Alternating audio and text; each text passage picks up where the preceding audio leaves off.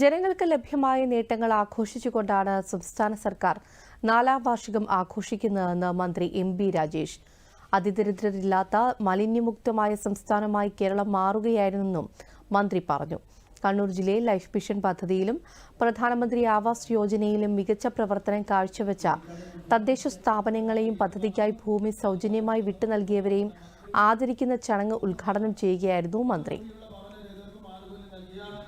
ആ പട്ടികയിലും ഈ കുറുമാത്തൂരും ചെറുപുഴയുമുണ്ട്. ഈ മുഴുവൻ ആനുകൂല്യം നൽകിയ 62 പഞ്ചായത്തിന്റെ പട്ടിക. ചടങ്ങിൽ മന്ത്രി രാമചന്ദ്രൻ കടന്നപ്പള്ളി അധ്യക്ഷനായി. ജില്ലയിൽ ഇതുവരെ 21,328 വീടുകളുടെ നിർമ്മാണം പൂർത്തിയായി. ബാക്കിയുള്ള 3,979 വീടുകളുടെ നിർമ്മാണം അന്തിമഘട്ടത്തിലാണ്. 853 കോടി രൂപയാണ് ഇതിനകം ചിലവഴിച്ചത്.